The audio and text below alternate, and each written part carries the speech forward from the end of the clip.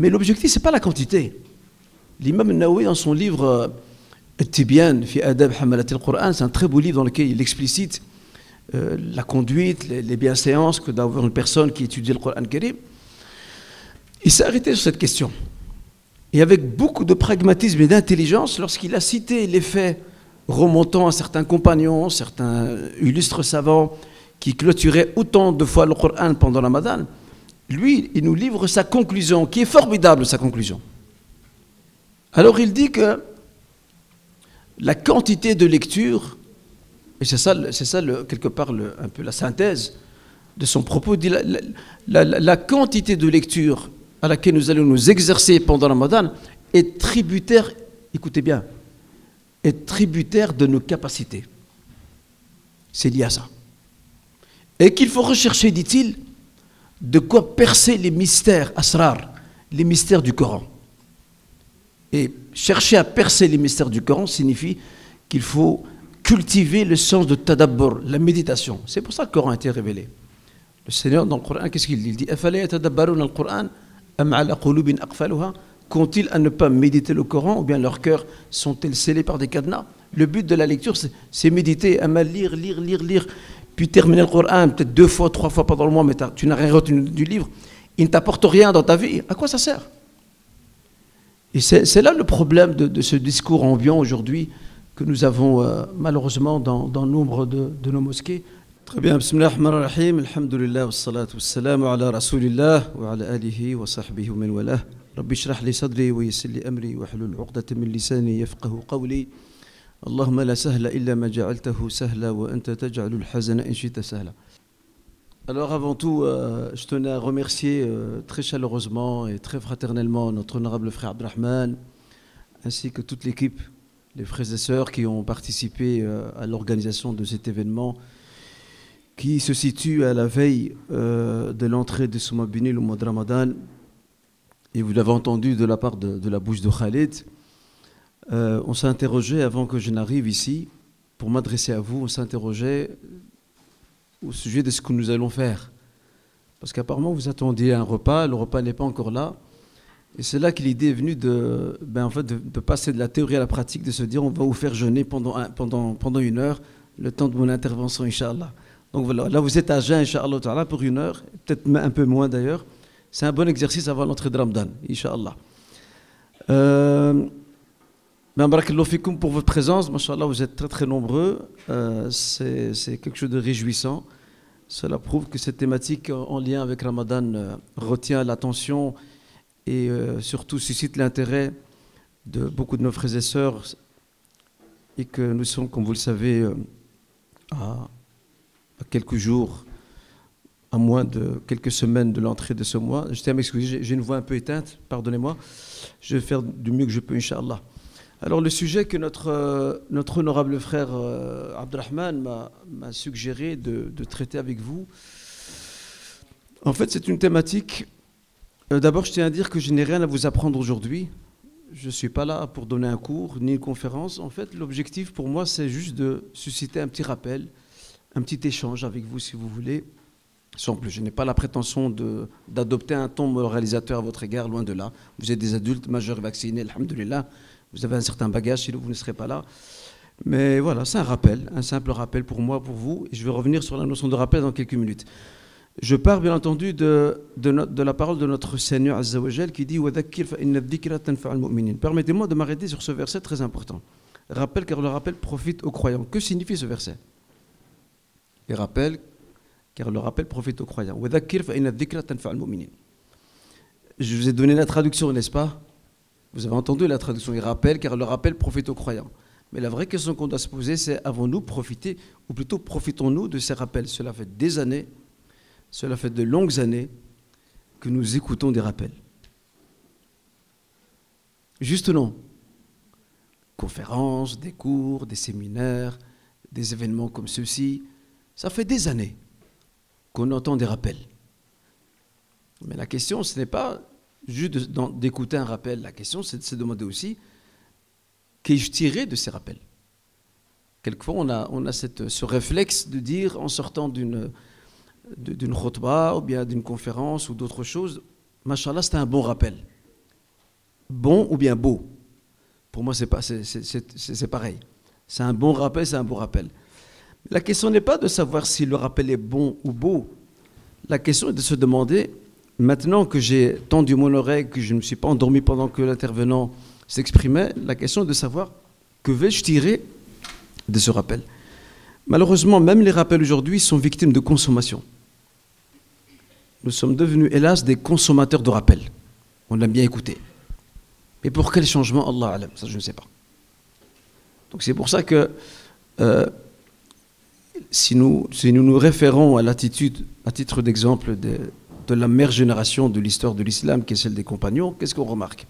On remarque deux choses. La première chose, c'est que les compagnons, comme il est rapporté dans le Bukhari, lorsqu'ils écoutaient un discours prononcé par le prophète sallam, qu'il s'agisse du sermon ou qu'il s'agisse aussi d'une exhortation al-maw'idha, les compagnons étaient tous figés.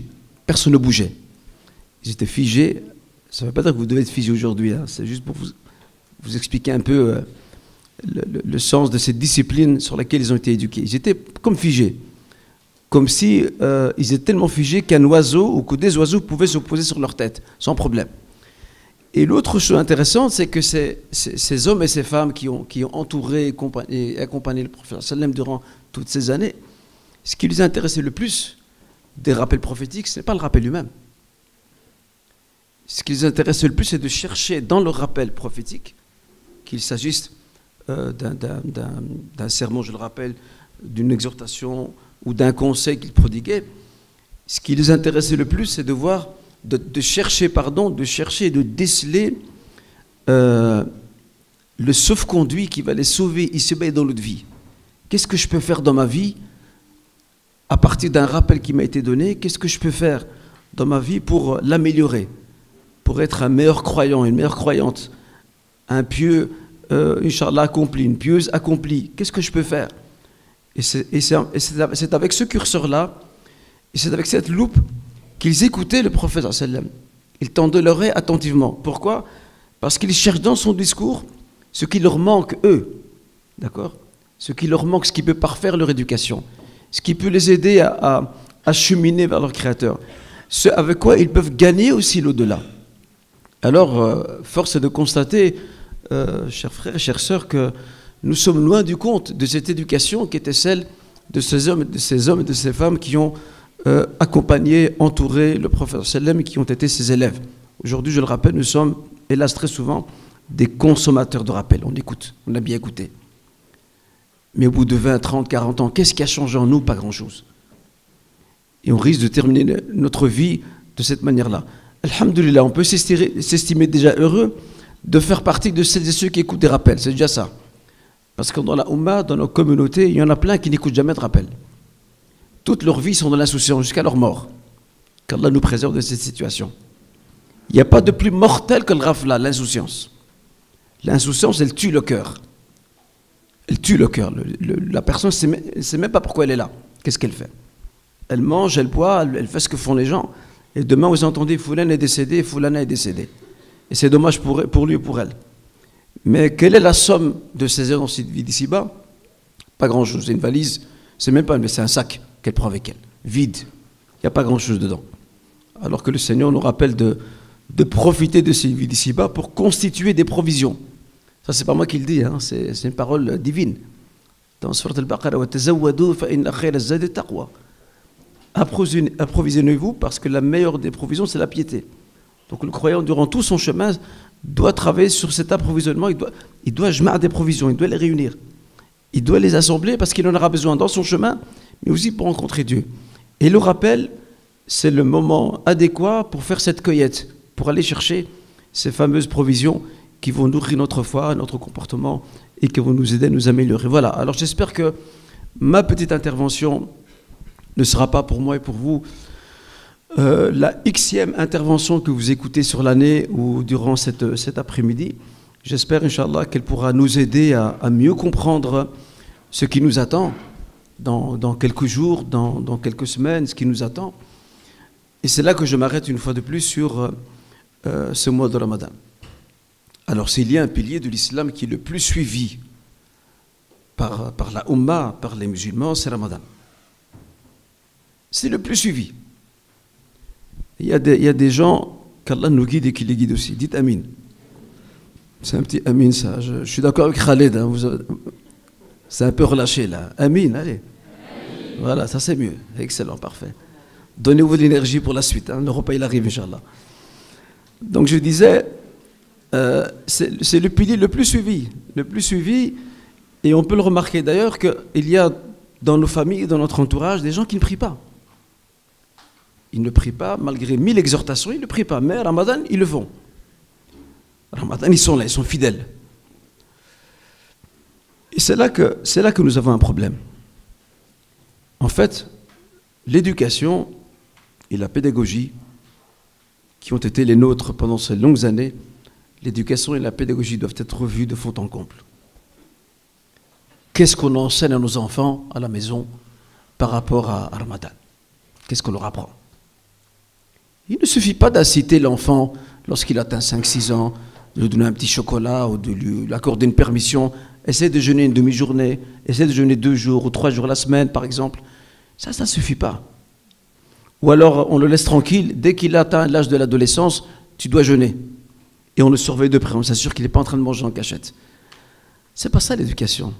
C'est pas ça l'éducation. L'éducation, la première chose dans l'éducation, c'est déjà de leur expliquer ce que signifie Ramadan. Pourquoi on jeûne? Regardez ce très bel exemple que je voudrais vous citer. Très bel exemple. Ça, c'est l'éducation réussie. Lorsque Omar ibn Khattab circulait un soir dans les ruelles de Médine, il avait cette habitude de circuler dans les ruelles de Médine pour s'assurer que ses sujets ne manquaient de rien. Il passe à un moment donné près d'une maison. Et il entend une mère et sa fille en train de discuter, d'échanger. Et la nature de l'échange l'a interpellé.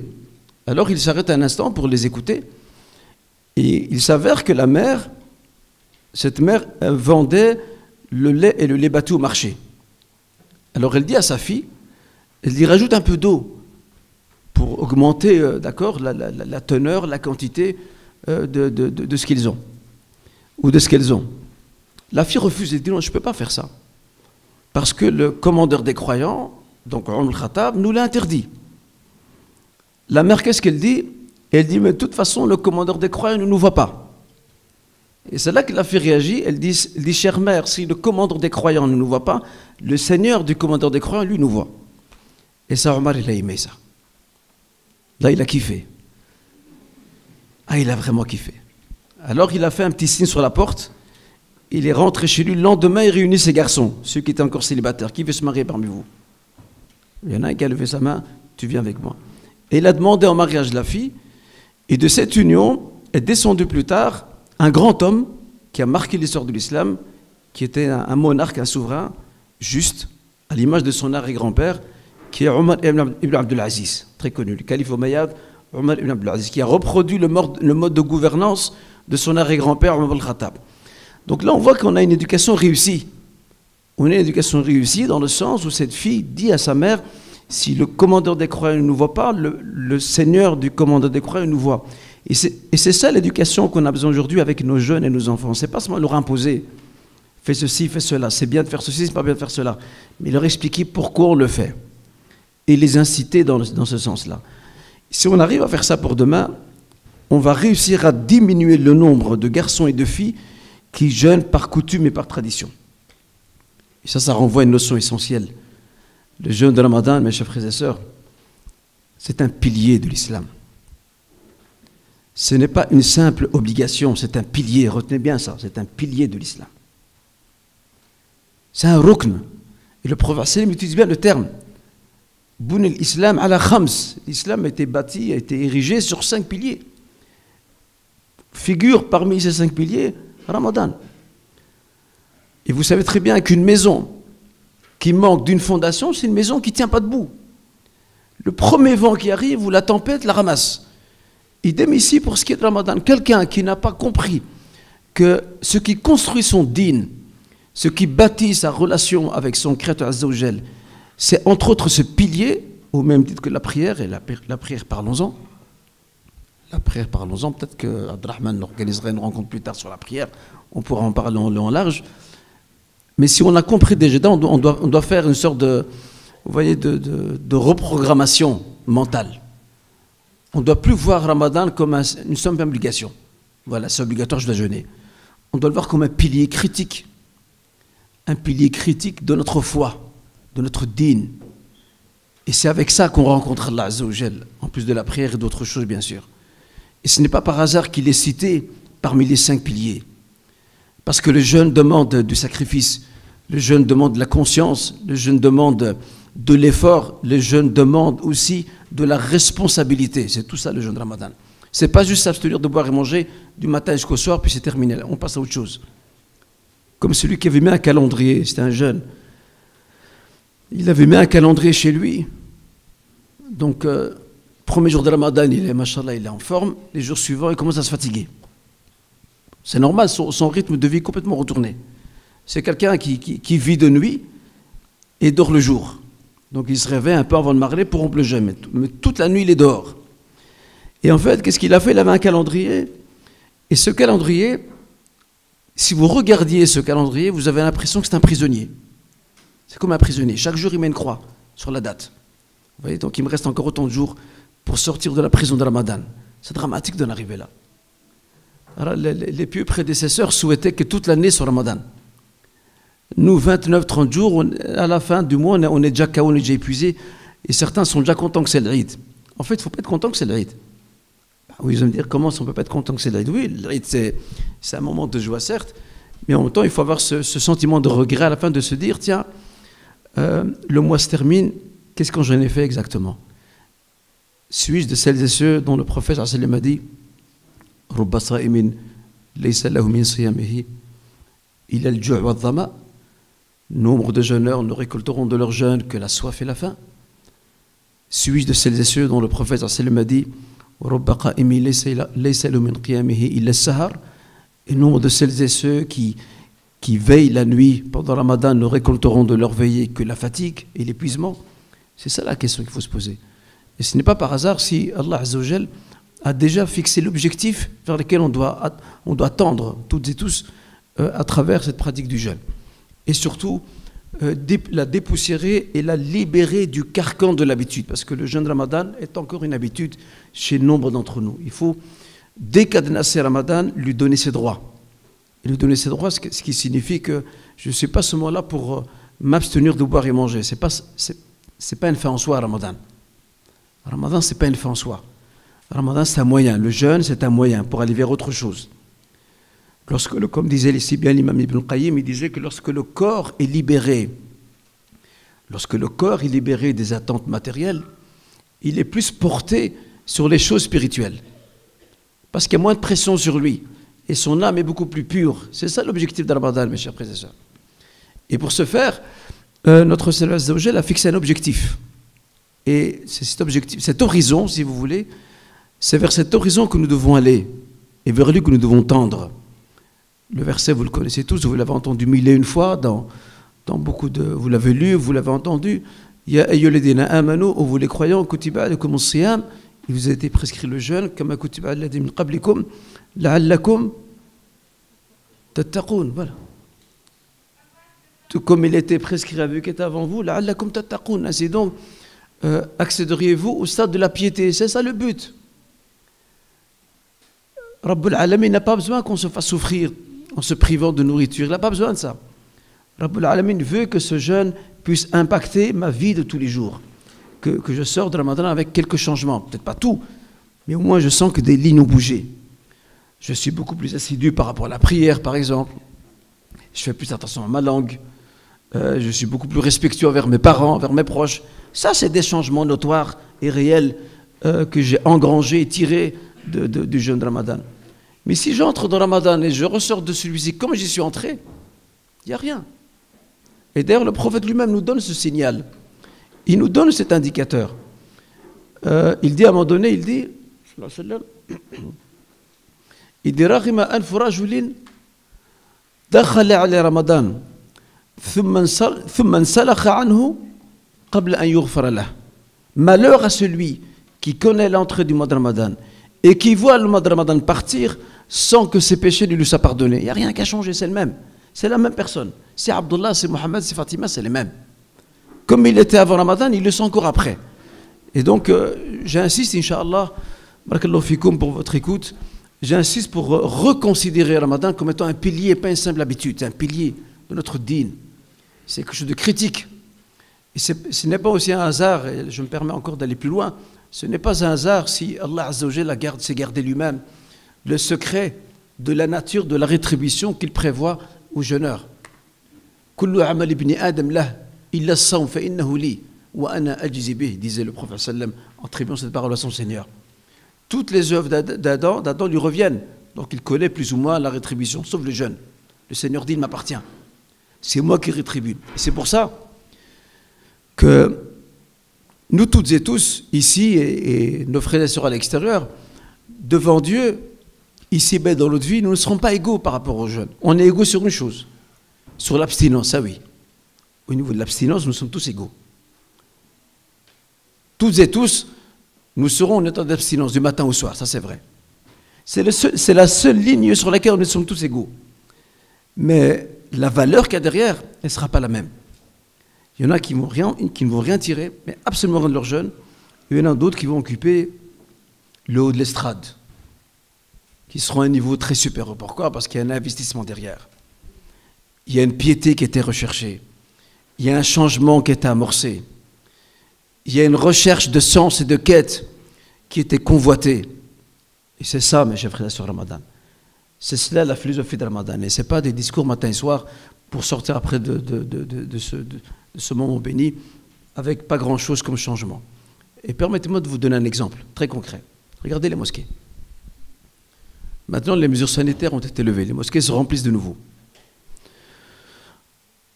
Chaque année, avant la période de cette pandémie, comme vous le savez, chaque année, les mosquées sont pleines pendant le Ramadan. Même le Fajr, moi, la mosquée de mon quartier, là où j'habite, pendant le Ramadan, je vois des têtes que je n'ai jamais vues de ma vie. Ramadan, juste pendant le Ramadan.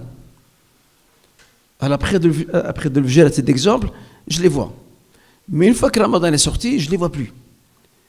Et la salle remplie de Ramadan, des prières pendant le Ramadan, ne le sera plus après Ramadan. Et c'est là qu'on voit qu'on a un vrai problème. On a un véritable problème. C'est pour ça qu'on stagne encore aujourd'hui. On stagne à tous les niveaux et nous sommes toutes et tous responsables, mes chers frères, de la stagnation. On ne doit pas rejeter la faute sur quelqu'un d'autre. Nous sommes tous et tous responsables de cette stagnation. Alors, regarde combien de temps il me reste. On a commencé à 15h10, c'est ça? Vous entendez Abdelrahman. Abdelrahman, c'est lui qui surveille ce qu'il y a derrière. Donc, je voudrais continuer, Inch'Allah, sur un autre point, barakallahu fikoum, par rapport à ce jeûne de Ramadan pour lequel nous nous apprêtons. C'est aussi notre rapport avec le Coran al-Karim. Certainement, je n'étais pas présent, hélas, mais certainement les intervenants et mes collègues qui m'ont précédé ont dû certainement mettre l'accent dessus. Le rapport avec le Coran. Là aussi, on a un grand problème avec ça. Moi, je ne parle pas seulement de ce rapport continu qui doit être le nôtre avec le livre saint, pas seulement pendant le Ramadan, mais en dehors de Ramadan. Moi, je vais aller plus loin. Nous avons aussi un problème dans le discours religieux qui est dispensé dans nos mosquées, qui est souvent en déphasage total avec la réalité des croyants, hélas. Et je vais donner un exemple très concret. Chaque année, on a un nombre de nos honorables imams dans leurs sermons qui rappellent, qui assistent. Écoutez, Inch'Allah, il faut lire le Coran dans son entièreté pendant le Ramadan. Le prophète a reçu Jibril. La dernière année, avant de mourir, il l'a reçu 2 fois. Ils ont révisé le Coran ensemble. Tel savant a conclu le Coran 60 fois pendant le mois. Tel savant conclut toutes les 2 nuits, tous les 7 jours, etc., etc. Quand un simple auditeur écoute ce discours, qu'est-ce qu'il se dit? Il se dit, mais je ne vais jamais y arriver. Je ne vais jamais y arriver. L'imam me demande de clôturer le Coran. Et pire que ça, pas seulement clôturer. Il m'apprend que certains ont clôturé 60 fois pendant le Ramadan. Toutes les 2 nuits. Tous les 7 jours. Mais moi, je ne vais jamais y arriver. Déjà, le fidèle se décourage déjà. Il sort déjà dans le khutbah, il est assommé déjà. Il ne va plus se relever. Donc là, il y a un problème dans le discours. Et aujourd'hui, nous ne sommes pas à l'époque de ces honorables savants. Bien sûr, ceux qui ont des ambitions, alhamdoulilah, qui peuvent se permettre de clôturer le Coran durant le Ramadan, tant mieux pour eux. Mais l'objectif, ce n'est pas la quantité. L'imam Nawawi, dans son livre At-Tibyan fi Adab Hamalat al-Qur'an, c'est un très beau livre dans lequel il explicite la conduite, les bienséances que d'avoir une personne qui étudie le Coran Karim. Il s'est arrêté sur cette question. Et avec beaucoup de pragmatisme et d'intelligence, lorsqu'il a cité les faits remontant à certains compagnons, certains illustres savants qui clôturaient autant de fois le Coran pendant le Ramadan, lui, il nous livre sa conclusion, qui est formidable, sa conclusion. Alors il dit que la quantité de lecture, et c'est ça quelque part un peu la synthèse de son propos, il dit la quantité de lecture à laquelle nous allons nous exercer pendant le Ramadan est tributaire, écoutez bien, est tributaire de nos capacités. C'est lié à ça. Et qu'il faut rechercher, dit-il, de quoi percer les mystères, asrar, les mystères du Coran. Et chercher à percer les mystères du Coran signifie qu'il faut cultiver le sens de tadabbur, la méditation. C'est pour ça que le Coran a été révélé. Le Seigneur, dans le Coran, qu'est-ce qu'il dit? Il dit qu'ont-ils à ne pas méditer le Coran, ou bien leurs cœurs sont-ils scellés par des cadenas? Le but de la lecture, c'est méditer, lire, puis terminer le Coran peut-être 2 fois, 3 fois pendant le mois, mais tu n'as rien retenu du livre. Il ne t'apporte rien dans ta vie. À quoi ça sert? Et c'est là le problème de ce discours ambiant aujourd'hui que nous avons malheureusement dans nombre de nos mosquées, où on ne tient pas compte des contraintes dès aujourd'hui. Les gens travaillent, les gens sont étudiants. On n'a pas un rythme de vie comme dans certains pays arabes où la journée se termine à 13h. L'après-midi, ils ne travaillent pas. Ils ont le temps. Nous, on a des journées chargées. Et s'ajoute à cela aussi quelquefois la barrière de la langue. La barrière de la langue se joue aussi. Le fait qu'il y a des frères et des sœurs qui ne maîtrisent pas l'arabe ou qui ne connaissent pas l'arabe du tout, c'est aussi une barrière, c'est aussi un obstacle. Il y a aussi notre manque de piété aussi qui joue. Parce que l'interaction avec le texte coranique demande un certain niveau de piété. Et quelquefois, ce niveau, on ne l'a pas. Donc on ne sent pas l'impact du livre sur nous. Donc pour toutes ces raisons, ce qui est demandé, mes chers frères et sœurs, ce n'est pas de speeder pendant le mois de Ramadan pour clôturer le Coran, mais c'est tout simplement de lire de ce livre ce qui nous inspirera, ce qui nous poussera à réfléchir, à méditer sur le sens de notre présence ici et sur notre avenir demain auprès de lui. C'est ça le plus important. Je rappelle, je ne suis pas en train de décourager. Certains vont me dire, ouais, il est en train de nous décourager. Non, on pensait clôturer le Coran, là, il nous décourage. Moi, je ne décourage personne. Moi, je dis, celui qui veut clôturer le Coran pendant le Ramadan, c'est tout à son honneur. Mais à une condition. C'est qu'il ressorte de ce mois avec quelque chose. Bien sûr, Inch'Allah, l'ajr est là pour la lecture de chaque lettre, chaque verset, chaque sourate. C'est certain. Mais nous, on veut plus que cela. On veut que le Coran exerce, comme il a exercé en temps, qu'il exerce un ascendant, un impact sur nous. Que je sens mon comportement changer, que je sens mon rapport à Dieu se modifier, que je sens également ma relation autrui également s'améliorer. C'est ça qu'on recherche à travers notre lecture du Coran. Enfin, je vais bientôt m'arrêter, Inch'Allah Ta'ala. Peut-être une dernière chose sur laquelle je souhaiterais faire un petit temps d'arrêt. La maîtrise de soi. Ramadan. On sait très bien, nous les Maghrébins, on a le tempérament très chaud, c'est connu. Très très chaud. On a le sang qui tourne, il tourne très vite, c'est connu. Et pendant le Ramadan, encore pire. Et moi, je ne vous cache pas, je parle de moi-même, et je pense que c'est le cas pour vous aussi. Moi, je m'attriste quand je vois chaque année Ramadan dans nos quartiers des bagarres, en pleine journée de Ramadan. Des jeunes qui sont surexcités. On dirait qu'on avait affaire à des fauves qu'on a lâchés de cage. Ils sont surexcités. Des bagarres, des insultes en pleine journée de Ramadan. Et puis à le Maghreb, il n'y a plus personne, les rues sont vides. Et après le Maghreb, ils sont de nouveau dans la rue.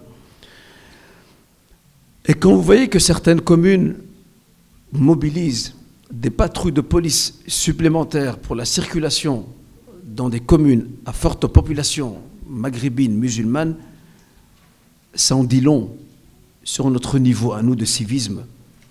Le civisme, ce n'est pas propre aux Européens, l'islam enseigne aussi le civisme. Il y a plein d'indications coraniques et prophétiques sur le civisme. Ça en dit long sur le niveau que nous avons. Ça en dit très long. Et je m'arrête, Inch'Allah, sur cette dernière note, bi'idnillah, qui sera de dire que lorsque le prophète sallam nous rappelle que si quelqu'un nous insulte, nous provoque, qu'est-ce qu'on doit lui répondre? Est-ce qu'on lui répond au quintuple de ce qu'il nous a dit? Qu'est-ce qu'on fait, chère sœur? Chère sœur? Oui? On fait rien? On tourne les talons, on part. Machallah, ça c'est ce qu'on appelle l'attitude zen. Notre sœur dit, voilà, on tourne les talons, on part. C'est une très belle attitude. Malheureusement, je pense rares sont celles et ceux qui seront comme vous, chère sœur. Il y en a qui retroussent dans leurs manches. Qui a une autre réponse à donner? Oui? Ah. Vous avez entendu ce qu'il a dit, le frère? Le prophète nous a appris une parole à dire. Allahumma inni sa'im. Allahumma, quelqu'un qui vous provoque, qui vous insulte, qui vous nargue. Allahumma inni sa'im. Voilà la réponse qu'il faut dire. Ben, même ça aujourd'hui, certains de nos jeunes qui vous accrochent et vous accostent, quand vous leur dites ça, ils croient que c'est une provocation. En fait, ils croient que vous le provoquez. Alors que Allahumma inni sa'im, c'est la victoire de la sagesse, de la sagesse, de la raison sur la pulsion et la violence. C'est exactement ça. Allahumma inni sa'im. Autrement dit, ne gâche pas mon jeûne. Et moi, je vais travailler Allahumma inni sa'im, qui signifie au Seigneur, je suis à jeun. Et je vais travailler pour me maîtriser. Parce qu'il faut savoir une chose, chers frères et sœurs, c'est que nous avons tous ce qu'on appelle une nefs, d'accord? Nous avons tous un ego. Nous avons tous une fierté. Et quelqu'un qui se fait attaquer, qui se fait insulter, qui se fait narguer, il y a sa fierté qui remonte, c'est normal, c'est humain. Mais lorsque tu dis Allahumma inni sa'im et que tu t'en vas, qu'est-ce qui se passe à ce moment-là? Le shaitan, il te vient et te dit, t'as pas pris ton droit. Il t'a humilié. Il t'a donné une parole, au moins donne-lui 2, pas 10, mais 2, c'est bon. En fait, non. Le simple fait d'avoir dit cette parole et d'avoir tourné les talons et être parti, juste ça, auprès d'Allah Azza wa Jalla, c'est une immense victoire que tu as accomplie. C'est une très très grande victoire. Mais nous, on ne la voit pas comme ça. Pourquoi? Parce que nous n'avons pas encore, et c'est aussi le rôle du jeune, nous n'avons pas encore de maîtrise de nous-mêmes. Le jeune appelle à la maîtrise. On n'a pas encore atteint ce stade. Donc, on voit encore l'agression, cette façon de narguer autrui, de le provoquer. On voit encore ça comme une façon de, voilà, je dois me défendre, je ne vais pas me laisser faire. Dans son Abu Daoud, il y a un récit assez formidable. Le prophète sallam était aux côtés d'Abu Bakr. Et il y a des païens qui sont passés, des mouchriquines. Et ils ont commencé à insulter le prophète sallam et Abu Bakr aussi, à se moquer d'eux. Au début, il y avait un silence, tous les deux. Ils étaient en silence. Et à un moment donné, Abu Bakr, il n'en pouvait plus. Il a commencé à réagir. Il a répondu à leurs insultes. Le prophète s'est mis en colère. Il s'est levé, il est parti.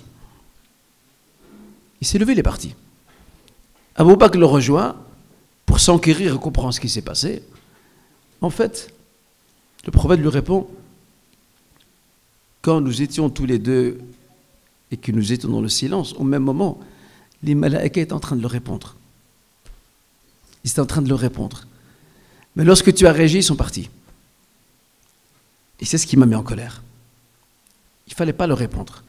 Et il y a d'autres créatures qui se chargent d'eux, laisse-les. Eh ben, c'est avec ce même dynamique, avec cette même pensée qu'il faut aujourd'hui réfléchir lorsque nous sommes confrontés à une personne insolente, et ô combien elles sont nombreuses. Et l'insolence, ce n'est pas seulement dans la rue. L'insolence est aussi sur les réseaux sociaux. Alors là, machallah, les réseaux sociaux, là je peux vous dire, l'insolence, là c'est l'insolence sur les réseaux sociaux, elle est reine. Elle a son royaume là-bas. Tous ceux qui ont des idioties à dire, tous ceux qui s'autoproclament savants, ils vont étaler leur insolence sur les réseaux sociaux. Pourquoi? Parce que c'est derrière un PC, c'est avec un surnom, un pseudo, donc on ne sait pas c'est qui. C'est un peu l'image dans certains contes populaires, c'est un peu l'image de ce chat de ce chat petit qui est en face d'un chien. Que fait le chat? Le chat se gonfle. Le chat se gonfle devant un chien qui est immense. Le chien, il peut le manger cru s'il le veut. Mais en fait, le chat, parce qu'il est vide, il est incapable d'affronter le chien. Ben, c'est la même chose. Il y en a qui se gonflent, qui s'enflent d'insolence, parfois même d'orgueil, via les réseaux sociaux, parce qu'ils sont bien cachés derrière leur PC, avec des pseudos, personne ne les connaît, et ils peuvent se permettre de d'étaler et de déverser leur insolence à qui veut bien les entendre. Et ben moi, j'ai envie de dire à mes frères et sœurs ici, même principe, que ce soit Ramadan ou non, on ne répond pas à l'insolence, quelle qu'elle soit. La grandeur d'âme, justement, nous invite à ne pas descendre très bas. Et je termine, Inch'Allah, sur deux choses. D'abord, sur le récit d'Abu Hanifa. Vous connaissez Abu Hanifa ou non? Qui connaît Abu Hanifa? Abu Hanifa, lève la main. Levez la main, bien, parce qu'il y en a qui lèvent la main juste à moitié. En fait, il y en a quand ils lèvent la main, il faut comme ça. Il faut comme ça, puis ils remontent. Donc je ne sais pas ce qu'ils font, en fait. Levez bien la main. Celles et ceux qui connaissent Abu Hanifa. Ah ben oui, là-bas, je reconnais des élèves de Khalil. Ben, vous avez intérêt à lever vos mains, vous. Hein? Oui, entre autres vous, chers sœurs, effectivement. Abdelrahman, oui. Ils sont où les chocolats que tu as prévus? On a des chocolats en papier. N'importe, j'ai bien. Apporte ce que tu as. Je veux bien.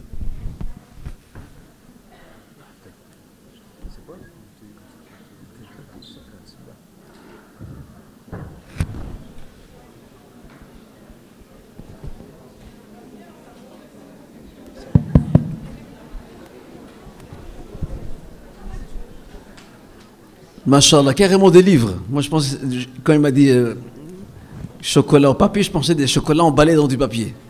Là, c'est du livre. Machallah, machallah. C'est pour moi ça, alors je les prends pour moi alors. Allez. Machallah, machallah, machallah. Très bien, très bien. Alors, je vais, Inch'Allah, poser la première question. Qui sait en 2-3 mots me dire qui est Abu Hanifa? Il y a une sœur ici. Allez, chère sœur. Il y a un micro pour la sœur ou non?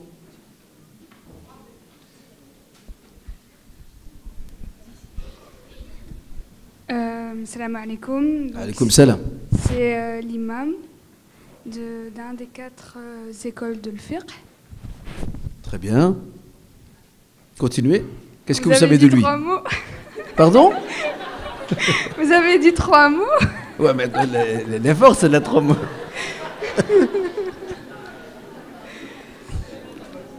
Non. Chère sœur, 3 mots, vous m'avez pris au mot, hein?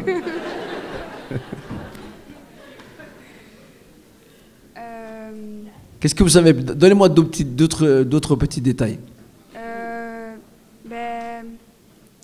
Il faut rien lui souffler, hein. Laissez la sœur toute seule. C'est l'école Hanafite, du coup. Ok, continuez. Il habitait où, Abu Hanifa?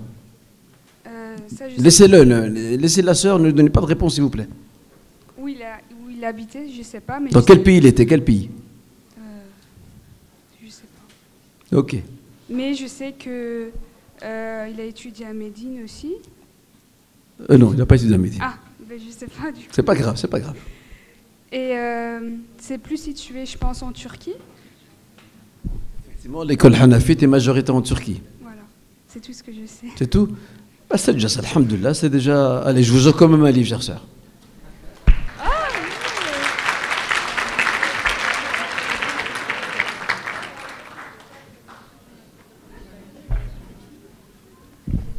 Mais ça marche qu'une seule fois, hein? Shukran. Avec plaisir, là, je suis chère sœur, Allah fatkoum. Très bien. Est-ce qu'il y a les frères, là? Moi, ce que j'aime bien chez les frères, je le dis toujours, hein. Les frères, dites Amin après mon invocation. Allah fatkoum les frères. Allah yabarik fikoum les frères. Moi, ce que j'aime bien chez les frères, quand une question est posée, ils se mettent toujours en retrait. Et ils se disent honneur aux femmes. Machallah, j'aime votre galanterie. Wallah, je l'aime votre galanterie. Mais bon, ça ne marche pas dans l'ilm, ça ne marche pas ça. Alors les frères, qui sait me dire qui est Abu Hanifa? Un peu plus que ce qu'a dit notre sœur. Qui se propose parmi les frères pour nous dire qui est Abu Hanifa? Pas lui, surtout pas lui.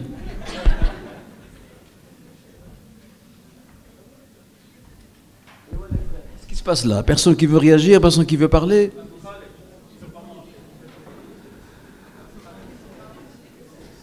Qui est Abu Hanifa? Qui sait me donner plus de détails chez les frères? Là-bas, les sœurs lèvent déjà la main. On a le droit de jouer, nous, aussi.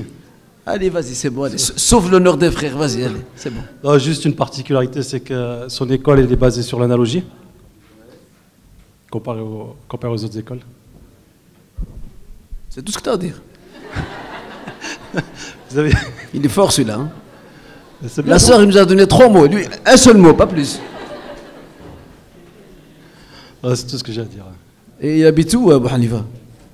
Ah, il n'était pas de Turquie. J'ai pas envie de dire de bêtises, mais c'est pas l'Irak. Ouais. C'est l'Irak. Il me semble que c'était l'Irak, mais je suis pas sûr. Oui, mais là, tu l'as entendu, là. Hein. Non, mais ouais, je l'ai entendu, mais... Voilà.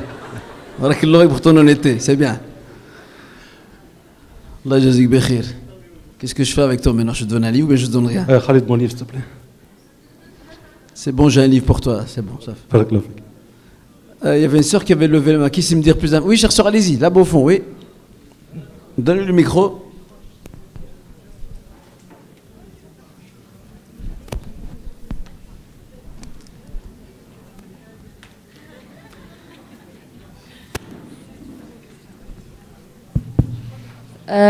Donc il s'appelle Abu Hanifa Nu'man, il est mort en Irak, il a fait du commerce de tissus, il était connu pour être juste, il faisait beaucoup de sadaqa, et voilà, je pense. C'est tiré de Cher Google? Non.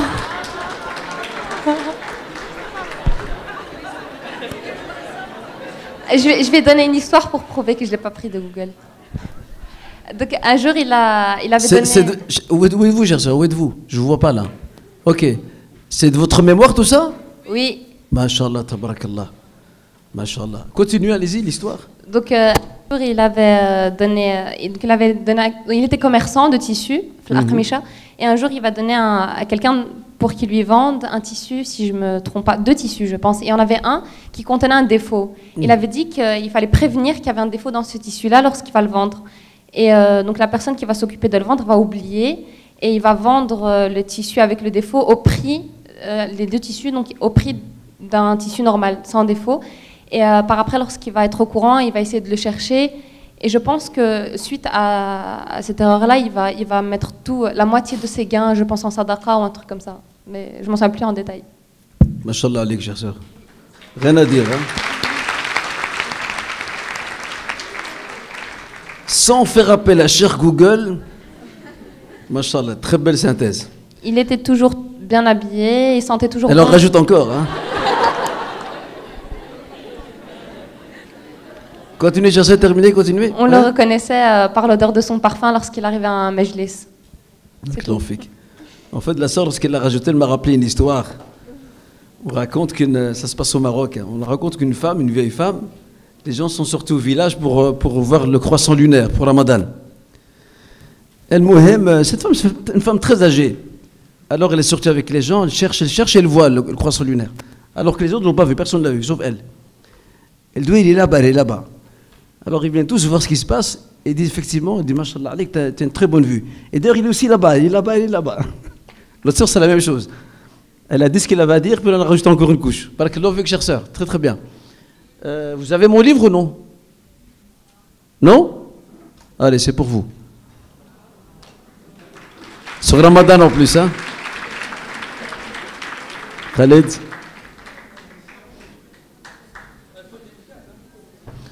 Inch'Allah.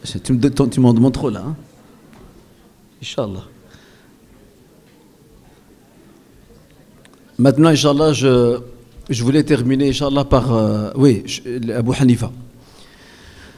L'imam Abu Hanifa, pour donner l'exemple de cette maîtrise de soi, l'imam Abu Hanifa revenait d'une autre ville, parce que lui, il est originaire d'Al Koufa, et il se rendait vers Bagdad, Et sur le chemin, il y a un insolent qui le croise. Mais cet insolent ne sait pas que c'est Abu Hanifa, il ne le connaît pas. Il se met à l'insulter. Abu Hanifa ne lui prête pas attention. Et il continue, comme un chat qui aboie, il continue à l'insulter. Le gars, il cherche bagarre. Abu Hanifa ne fait pas attention, il continue, il marche, ils arrivent devant la porte de Bagdad. Et c'est là qu'Abu Hanifa se tourne vers lui et lui dit est-ce que tu as encore d'autres insultes à m'adresser? Si tu as encore d'autres insultes, je te propose de me les adresser maintenant, parce que nous allons entrer ensemble à Bagdad. Et à Bagdad, j'ai beaucoup d'élèves, et j'ai peur que l'un d'entre eux te frappe. Alors pour te préserver, donne-moi toutes tes insultes maintenant, et ça, c'est ce que je m'appelle un tel. Ça, c'est de la grandeur d'âme. Ça, c'est de la grandeur d'âme. Je termine, Inch'Allah, par cette parole de Hassan Basri, alors que nous avions... notre discours s'est articulé autour de Ramadan, de la façon de l'accueillir, Inch'Allah. Hassan Basri disait Naharuka dayfuk fa ahsin ilayh. Ta journée est ton invité. Traite-le avec égard. Fa in ahsanta ilayh irtahala bihamdik. Wa in asa'ta ilayh irtahala bidhammik. Wa kadhalika laylatuk.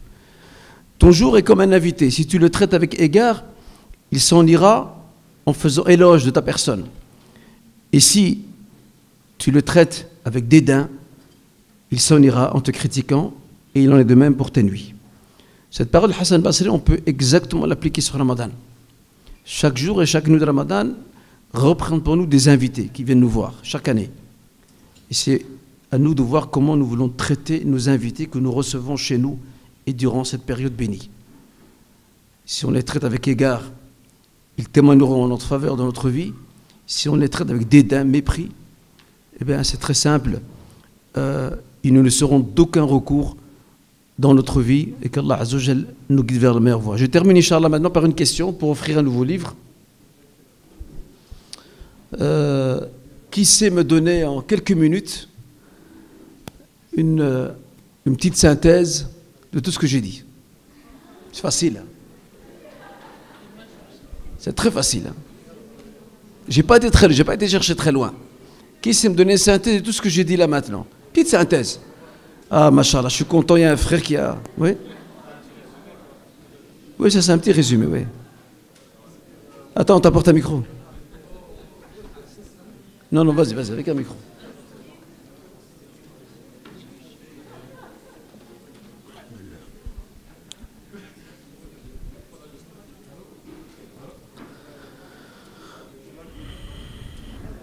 Il a allumé le micro?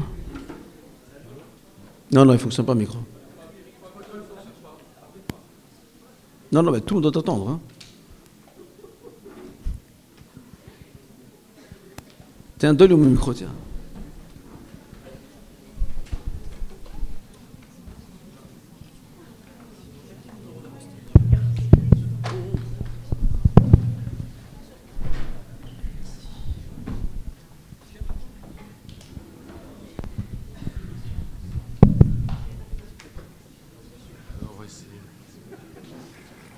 Moi, ce que j'ai retenu, c'est que vous avez parlé du Coran et qu'il fallait prendre son temps pour le lire et qu'il fallait méditer sur les versets de Dieu. Et, pourquoi méditer? Ça, c'est une très bonne question. Pourquoi méditer? C'est quoi le but de la méditation? Ça change quelque chose en nous. Voilà. Moi, c'est ce que j'ai retenu, c'est que à chaque fois qu'on lit le Coran et qu'on le médite, il faut être persuadé que ça change quelque chose en nous. Et il faut savoir qu'on a réussi notre Ramadan quand on sent qu'on est sorti de là changé, qu'il y a des choses qui ont changé en nous. C'est ce que j'ai retenu en tout cas. Mashallah, c'est déjà beaucoup ce que tu as retenu. Barakallahu fik. Wafik, mashallah, excellent, parfait. Allez, bismillah. Je t'offre ce livre ici, Les Assises du mois de Ramadan. C'est quelque chose, hein. Voilà, tu peux lui donner. En tout cas, barakallahu fik. Les sœurs qui se proposent, chères sœurs, oui, allez-y. Mais ne répétez pas ce qu'il a dit, hein. Autre chose, hein. On vous apporte un micro. Allez, bismillah. Elle est juste là, la sœur. Khalid, elle est là, la sœur. Elle est ici. Non, elle est là, la sœur. La sœur juste là. Donc, salam alaikum. Ce Alaikum que moi j'ai salam. retenu, c'est qu'il fallait considérer Ramadan non comme une tradition ou comme une habitude, mais comme un pilier. Et parce que le Ramadan, ça enveloppe beaucoup de choses, comme être assidu à la prière, créer un lien de Coran et pas seulement le lire sans méditer, sans retirer les sagesses. Et la maîtrise de soi-même, donc maîtriser sa langue, ses paroles et propager le bien. Et je vais voler un petit truc du frère, c'est qu'il faut sortir du Ramadan en ayant appris quelque chose et en ayant devenu une nouvelle personne, une meilleure personne. Masha'Allah, Masha'Allah.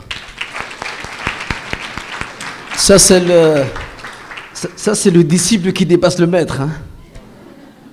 Barakallahu fik, cher sœur, excellent. Allah hafadkoum. Barakallah. Ça vraiment, ça m'honore. Allah. Allez, venez, cher sœur. Voilà ici pour un ramadan spirituel. Allez. Barakallahu fik, cher sœur. Allah hafadkoum, Allah yabarak fikoum. Alors, il reste 2 livres ici. Qu'est-ce qui se passe là? Je dois tous les donner ou là, les livres? Ah oui, tiens, viens, toi, viens. Viens, donne-lui ces questions-là. Pardon?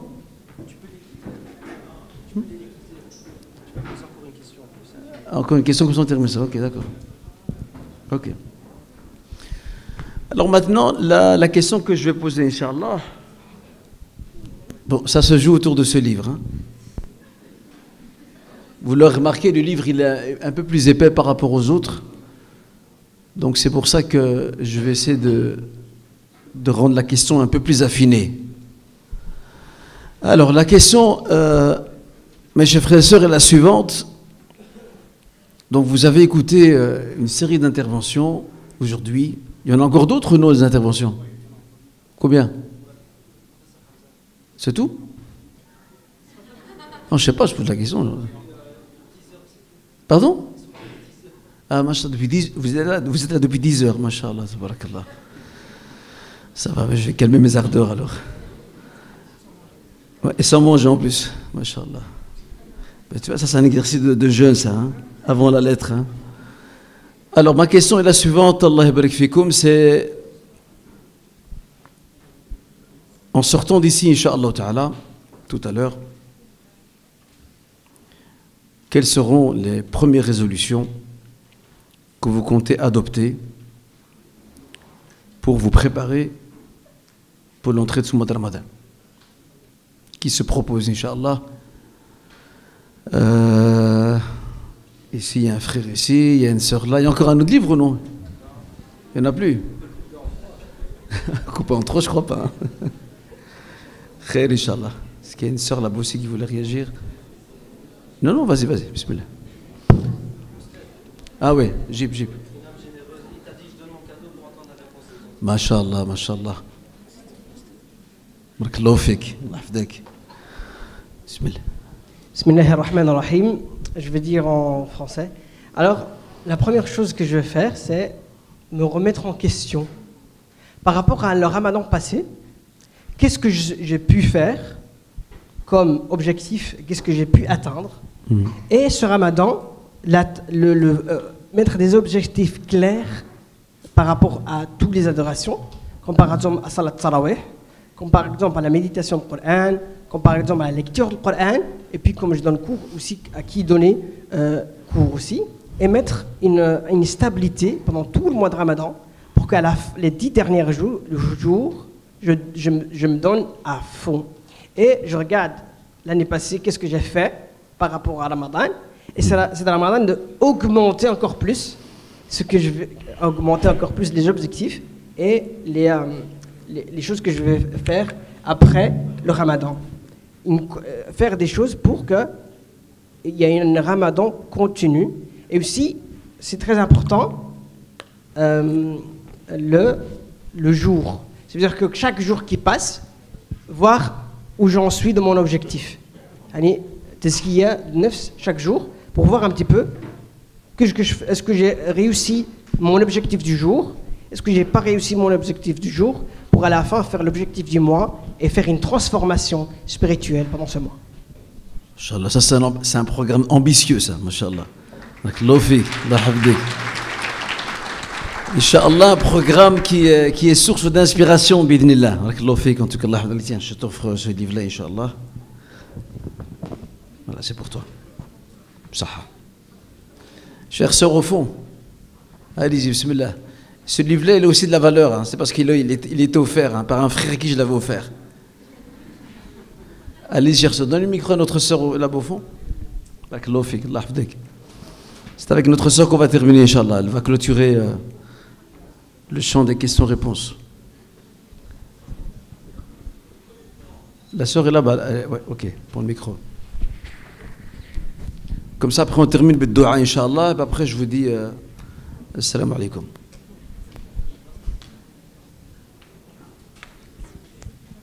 Salam alaikum, Oustad Kastit. Alaikum salam, rahmatullah wa barakatuh. Alors, pour ma part, c'était un très bon rappel aujourd'hui. C'est vrai qu'on a été pris par cette période de Covid qui nous a un petit peu éloignés, notamment de la mosquée, comme vous avez fait le rappel aujourd'hui. Et ce que je vais, en tout cas, mettre en place en sortant d'ici, c'est de me reconcentrer sur l'essentiel, qui est la relation du cœur, en fait. C'est de travailler le cœur. Donc cette relation avec Allah, car on est beaucoup dans le mental, on peut lire comme vous avez dit, mais si ça n'impacte pas le cœur, si ça ne travaille pas la spiritualité, alors pour moi c'est vide de sens. J'ai l'impression qu'on se fait justement ces listes avec, où on va cocher des objectifs pour un peu dire voilà j'ai lu 20 pages ou etc. Mais est-ce que la profondeur y est? Est-ce que la relation avec Allah a changé? Est-ce que la sincérité y était? Est-ce que l'intention qu'on a fixée est bonne, saliha et sincère? Moi, en tout cas, c'est là que j'ai mis mes objectifs. C'est vraiment dans la sincérité et dans l'humilité, dans la relation que je vais avoir avec Allah. Et c'est ça que je vais travailler pendant ce Ramadan, Inch'Allah. Mashallah, mashallah. Allah yazid bi khair. Ce sont de bonnes résolutions. Allah hafadkoum en tout cas. Allah yazikoum bi khair. Et ce qui est intéressant dans ce que dit notre sœur, c'est vraiment de travailler cet aspect souvent négligé qui est celui de la nourriture du cœur, Rida al-Qulub. Alors que l'on voit pendant le Ramadan, hélas, ces spectacles désolants de gens qui se disputent devant des boucheries, devant des épiceries, devant des boulangeries. Je ne dis pas qu'il ne faut pas aller faire ses courses. Parce que certains vont sortir, non, tu nous as dit qu'on doit pendant le Ramadan vivre d'eau d'amour et d'eau fraîche. Non, ce n'est pas ce que j'ai dit. Il faut faire ses courses, certes, mais quand on voit ce que font les gens, on a l'impression que le Ramadan est différent des autres mois. Et les gens consomment plus pendant le Ramadan. Et on oublie l'essentiel. En tout cas, barakallahu fik, chère sœur, Allah yazikoum bi khair, qu'Allah vous récompense, Inch'Allah. Inch'Allah ta'ala. Barakallahu fik. Il aura de la valeur ce livre. Hein. Il va gagner en valeur ce livre. Hein. Inch'Allah. Voilà, on va clôturer par des doigts, Inch'Allah. Comme ça, après, je vous laisse. Alors, le repas, il arrive ou non, le repas? Abdelrahman? Comment ça, le goûter? Il ne faut pas les arnaquer. Hein. En tout cas, c'était un plaisir pour moi de passer ces petites heures en votre compagnie. J'aurais voulu rester plus longtemps, malheureusement, il y a d'autres engagements qui m'attendent. Allah hafadkoum, barakallahu fikoum. C'était un moment de rappel, un majlis dhikr, une assemblée de rappel et d'exhortation, espérant que ce soit utile pour moi et pour vous, bidnillah. Et nous clôturons, Inch'Allah, par des invocations, bid-dua. Je vous demanderai d'être concentrés, le silence surtout.